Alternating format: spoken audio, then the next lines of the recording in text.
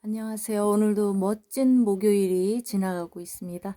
늦은 시간이지만 제가 또 자랑거리를 하나 갖고 나왔습니다.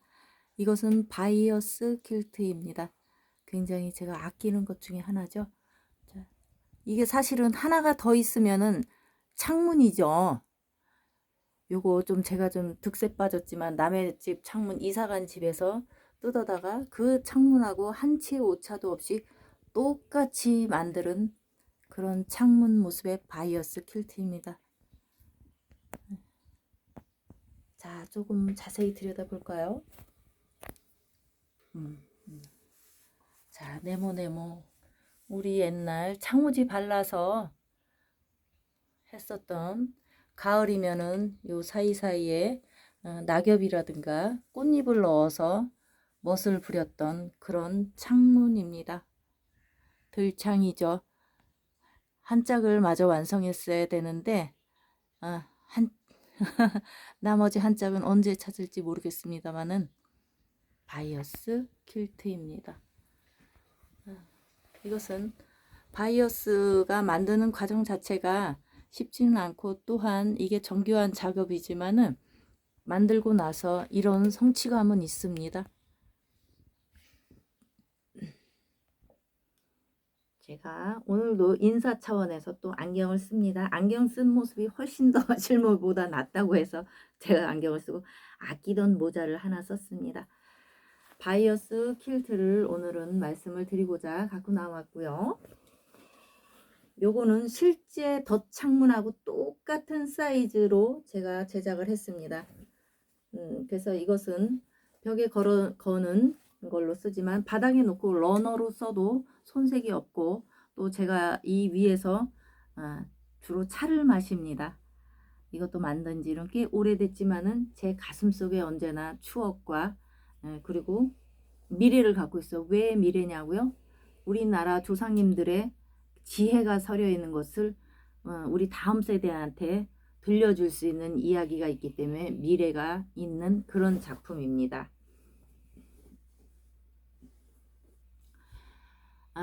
제가 오늘 이 컨셉은 뭔지 아세요 혹시? 저는 어릴 때 사춘기 지나서 중고등학교 때 꿈을 꿨는데 저승사자를 봤어요. 선몽을 꾼 거죠. 저승사자 둘이 저를 데리러 왔었어요. 그랬을 때 이 모습입니다. 이렇게 검은 옷을 입고 중절모를 쓰고 둘이서 너무나 점잖게 저를 데리러 왔는데, 어릴 때 제가 뛰어놀던 그런 데를 제가 도망치고 담 뒤에 숨고 막 그런 모습, 그런 것들의 이게 재현입니다.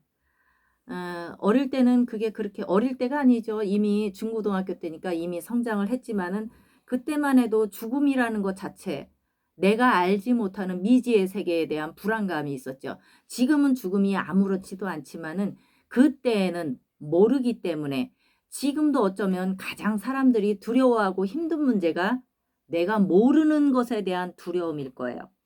저는 지금은 그것에 대한 두려움이 없지만은 혹자들은 자신에 대한, 나는 죽음이 정말 아무렇지 않아, 당장 내일 죽어도 나는 괜찮아 라고 하지만은 죽음의 문턱까지 가본 적 있으세요?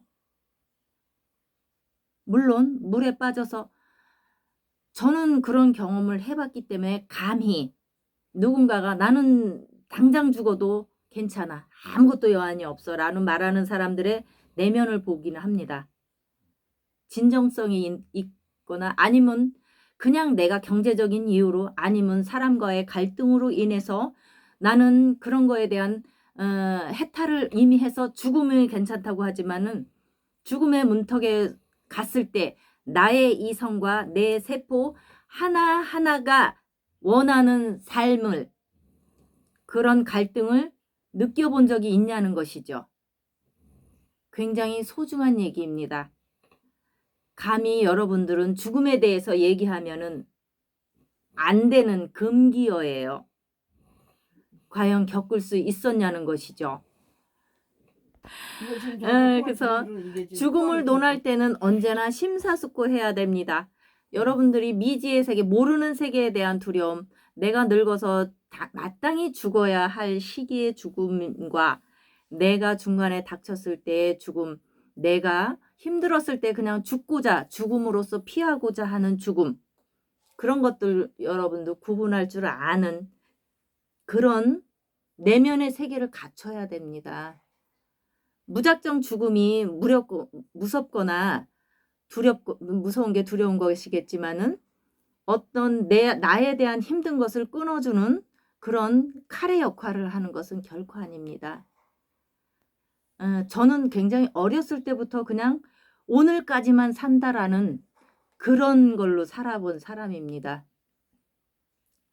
그래서 감히 저는 죽음을 알고 또 겪었고, 저는 죽음의 순간을 나는 이성적으로 나는 죽음을 순수히 받아들이리라 하고 죽음을 내면 세계에서 많이 연습한 사람이지만 막상 죽음에 왔었을 때 저의 행동을 봤었습니다. 몰라서 여러분들이 하는 얘기예요. 죽음이라는 것 몰라서. 혹시라도 나는 죽음을 초연하게 받아들일 수 있어 하는 분들은 다시 한번 보세요. 내 생각과 내 세포는 엄연히 다른 차원에서 존재하는 것입니다. 한 번만 더 들여다보시고, 세포가 살고자 했을 때 나는 당연히 그 세포를 위해서 죽음 말고 정직하고 옳고 양심의 바른 삶을 살아야 되는 의무감이 있다는 거예요. 내가 내 생각에 죽고 싶다고 해서 나를 죽이려고 한다면은 그 수많은 세포들을 어떻게 하실 건가요? 내 몸을 이루고 있는 그 세포, 그것에 대한 책임은 지어주셔야죠. 그것들 때문에 내가 희노애락을 다 느끼고 살았는데, 내가 어느 순간이든 좀 힘들다고 죽음을 생각하시고 나는 죽음에 초연하다고 말을 하신다면 그 세포들은 너무나 서운합니다. 자, 저승사자 같이 입고, 오늘은 컨셉이 그렇죠. 제가 죽음에서 저를 데리러 온 저승사자 스타일입니다. 이게. 저는 그런 저승사자를 제 생애에서 2번을 봤어요. 꼭 둘이서 다녀요. 꿈이라고 단정 짓기에는 제가 알고 있는 거니까 이미. 그건 꿈에서 데려가는 게 맞겠죠. 왜냐하면 현실 세계에선 그건 보이지 않을 거니까. 여러분, 죽는 것도 힘들고 사는 것도 힘들어요.